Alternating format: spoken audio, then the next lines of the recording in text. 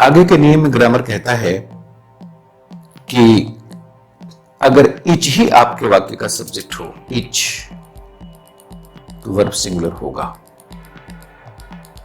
जैसे each understands what to do, each understands what to do,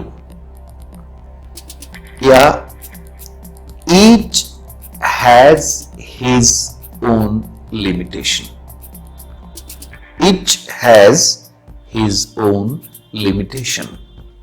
तो each ही अगर वाक्य का सब्जेक्ट होगा तो वर्ब हमेशा सिंगुलर लेगा।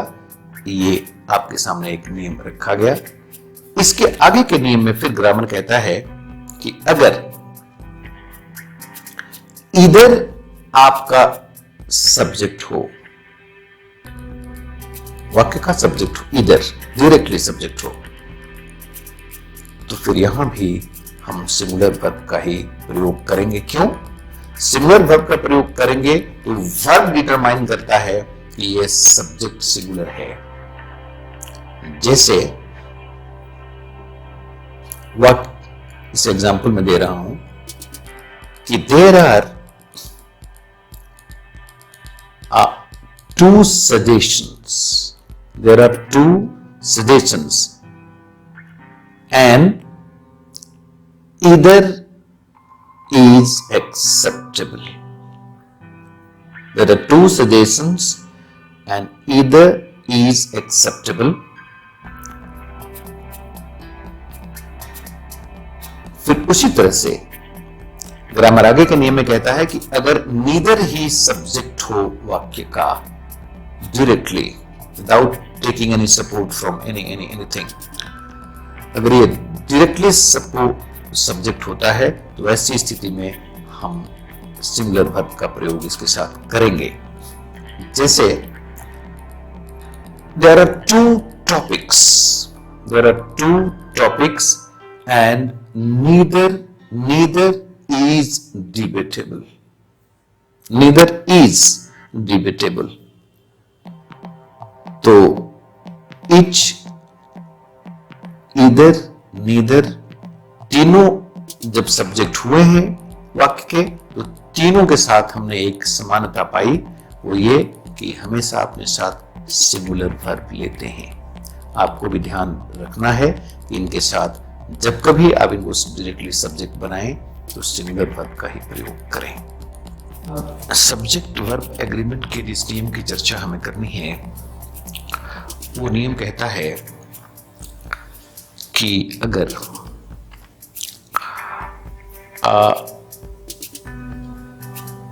हमारा subject each of plus plural noun और pronoun, either of plus plural noun or pronoun, neither of plus plural noun or pronoun, every one of us plus plural noun or pronoun, या one of plus plural noun or pronoun, इस format में अगर हमारा subject आता है तो एक ध्यान रखें कि सब के बाद each of, either of, neither of, every one of, one of के बाद हम नाउन या प्रोनाउन दोनों का इस्तेमाल कर सकते हैं, लेकिन वो हमेशा प्लूरल होगा। ना नाउन सिंगुलर आप लगा सकते हैं, ना प्रोनाउन सिंगुलर आप लगा सकते हैं। और ध्यान रखने की बात यह है कि प्रोनाउन और नाउन दोनों तो ये लेता है प्लूरल, लेकिन वर्ब लेता है सिंगुलर। तो ये बड़ा काफी कंफ्यूजिंग है नियम, इसको ध्यान देने से ये कंफ्यूजन जाता रहता है। तो नियम यही है कि इसके बाद नाउन या प्रोनाउन जो हम देंगे वो देंगे प्लूरल, वर्ब देंगे सिंगुलर। जैसे each of you is intelligent,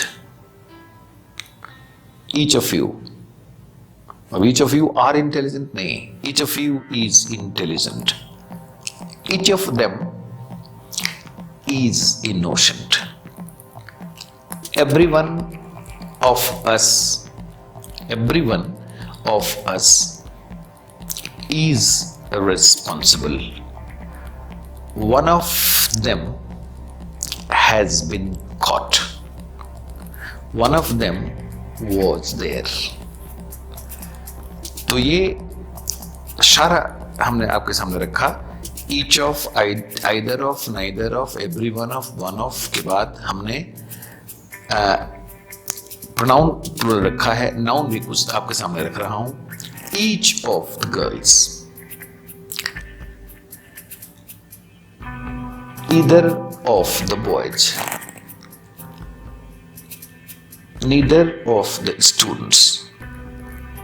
हम इसके बाद नाउन प्लूरल रख सकते हैं, लेकिन वर्ब हमेशा सिंगुलर मुझे देना होगा, जो आपको हमने देख के बताया है. अब इसके आगे का जो नियम है वो भी देखने की चीज है. इट्स वेरी ट्रिकी नियम है. वो कहता है ये नियम कि अगर हम ईच, एवरी, आइदर, नाइदर के बाद सिंगुलर काउंटेबल नाउन रखें. ऑफ नहीं इस्तेमाल करना है इसमें, इसको ध्यान रखना है. दोनों नियमों में बड़ा फर्क है. हम ईच, एवरी, आइदर, नाइदर के बाद सिंगुलर काउंटेबल नाउन रखें तो वैसी स्थिति में हमारा जो वर्ब होगा वो सिंगुलर होगा. जैसे ईच पर्सन सिंगुलर काउंटेबल लगाया, is interested to help you.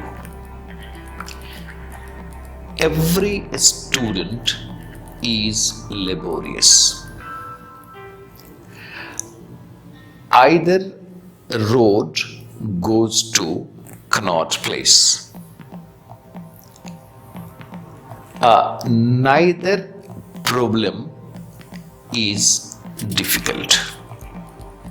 तो सिंगुलर काउंटेबल नाउन हम ईच, एवरी, आइदर, नाइदर के बाद लगाएंगे. फिर ध्यान रखना है कि इसके बाद प्लूरल काउंटेबल नाउन नहीं लगाएंगे. ये नियम कहता है कि इन चारों शब्दों के बाद ईच, एवरी, आइदर, नाइदर के बाद जब हम लगाएंगे तो सिंगुलर काउंटेबल नाउन होगा, वर्ब भी सिंगुलर होगा.